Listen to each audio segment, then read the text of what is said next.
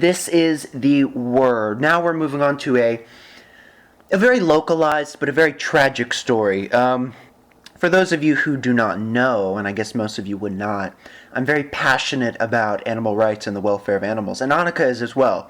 I've been a vegetarian since 2003, and I'm very sensitive to not only the suffering of humans, but of non-human animals as well, and this story really made me sad. It's coming from Wisconsin, and so this is an article from WISN television. They did a news investigation of an operation that they said was raising questions about the use of government resources and the state policy that meant a death sentence for a fawn. One of the shelter's employees that was targeted by this operation said it looked like a SWAT team. 2 weeks ago, he was working in a barn at the Society of St. Francis on the Kenosha, Illinois border when a swarm of squad cars arrived and officers unloaded with a search warrant.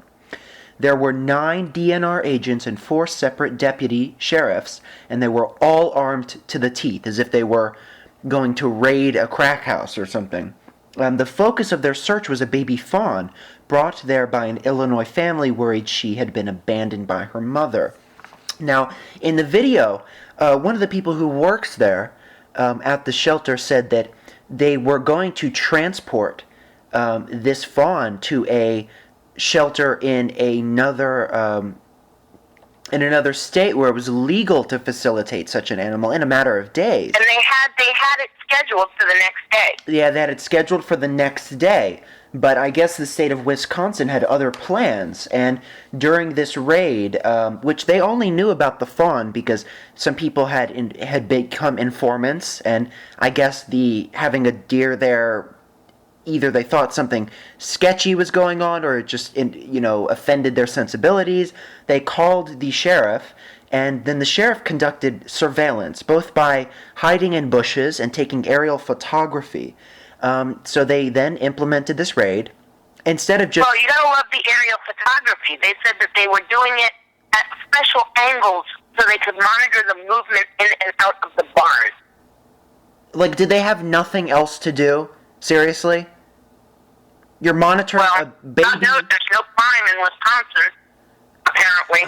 Oh, my God. This just... let me just finish this. So basically, during this raid, they came in looking for the fawn, and while this one employee that was speaking on the video that's attached to this, he said he thought that they would just confiscate him and take him to a no-kill shelter. Instead, a noise was heard inside the stall, and the sheriff and his entourage emerged a few minutes later, carrying the fawn over their shoulder in a body bag. They felt that the law required them to kill the animal on sight. This is really sad, and and his name was Giggles. Yeah. The waste of government resources sickens me. And an animal died. He said to him, to the police, he said, couldn't you have made a phone call before showing up? That's a lot of resources. Well, also, or just... and that's what the reporter said. And he said, if the sheriff's department is going to do a search warrant on a drug bust, they don't call them and ask them to voluntarily surrender their marijuana or drugs. As if this is the same thing. It's a shelter. It's not a drug. It's an animal shelter that was housing temporarily an animal while it was getting ready to be transported elsewhere. And they'd made arrangements to transport it. So this is just... Yeah, it had already been all made, all done. If they had talked to the people, they could have said, yeah, it's going out tomorrow. Okay, that would have been it. Great. But there are so many things that make this case bizarre. Not only the aerial photography component, that they actually used one of their, I guess, aircraft and, their, air photography equipment, whatever it would be. I don't know. And gas, aircraft fuel is really cheap, too. Oh, yeah, absolutely. And, having the pilot... That's why flights cost so little money. I mean, it just... So much of this doesn't add up. Like, the fact that they were hiding in the bushes, that's okay. But then getting in the aircraft and feeling the need to surveil the deer, and then coming in with, 9 people who were all armed, didn't at some point somebody at the sheriff's office say, and they denied that they killed her. shelter. They said they tranquilized her and then euthanized her off-site. Yeah, because you carry live animals in body bags. Yeah, a tranquilized live animal in a body bag over your shoulder, like Santa Claus. Ugh. You know, if it's a dangerous animal, that's one thing. It's a deer. It's a baby little deer. Baby fawn, exactly. Oh. And they are planning on suing them, you know, because they say that they removed Giggles without a court hearing. Yeah. You know? Yeah. And either way, apparently in certain circumstances, Wisconsin allows organizations to house wild deer, but only with a state-issued permit. Yeah.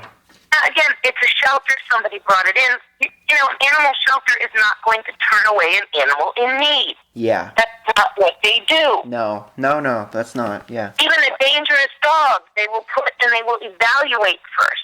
Yeah. You know?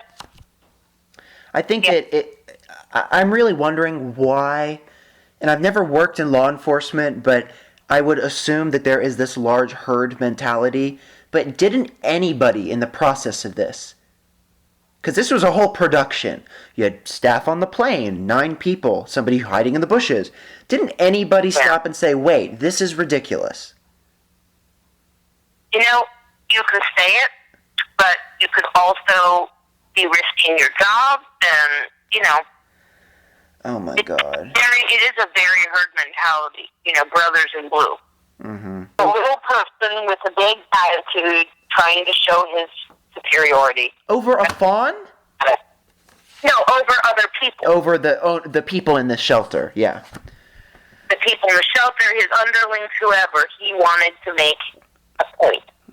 What a, just... And this poor little animal got caught in the crossfire of this, you know, I call it SPS, small dick syndrome. Yeah. Do you think a lot of police suffer from that? Compensating from other things. Mm-hmm. Yeah. Yeah. Do you think that's endemic in law enforcement, that type of attitude? No, it's endemic in everything. Yeah. And it's not just men, women do it too. Oh, yeah, absolutely. But people who, I mean, I think it would make sense that people who are gravitating to law enforcement, one of the draws is it is very empowering to you personally, you know? Absolutely. Military, law enforcement, doctors, yeah, you know, lawyers, you know, there are certain careers where you are drawn to the power of it. And you know, the power can easily be very abused. But is there anything else you wanted to say about that? No, just that I'm disgusted about it. It's so sad. And I guess I should announce this now. So I was speaking to you, Annika, about this a little bit earlier, but I have started a blog, a companion blog to this program. It's called Music Notes, MUSICKNOTES, and the web address is very easy. It's just my name, jacobmusicmiller.blogspot.com. And there I'm going to be posting episodes of the show, but also I'm going to be posting, you know, additional content that can help you understand the story. Like I will post the link to this video of the local news package about Giggles' slaughter. But also I'm going to use it as a news aggregator. I don't know if I'll always have time to do it, but what I would like to for Music Notes is to have it be a simple place where people can go who are interested in you know, maybe the same topics as me, and just, you know, get all of the links that they need, you know, to not have to go to so many different sites for your daily news. And I would aggregate news links from various sources, obviously because we use a diverse pool of sources here. And I would really hope that in the end of the day, it would just make things easier for people, because I know people don't have a lot of time, you know, but it's also still important to know what is going on in the world. So if I can aggregate news, have it all go to one place, and have people find it, access it, and be informed, and that's what I'd like to do with that. But also I see in the future, you know, if, you know, either I or Annika or any of the other contributors and panelists on the show want to write a column, they can definitely publish it on the blog, and you can inspire comment or, you know, what have you there. But we are going to go to our final break, and then we'll come back and talk about the elections in Zimbabwe.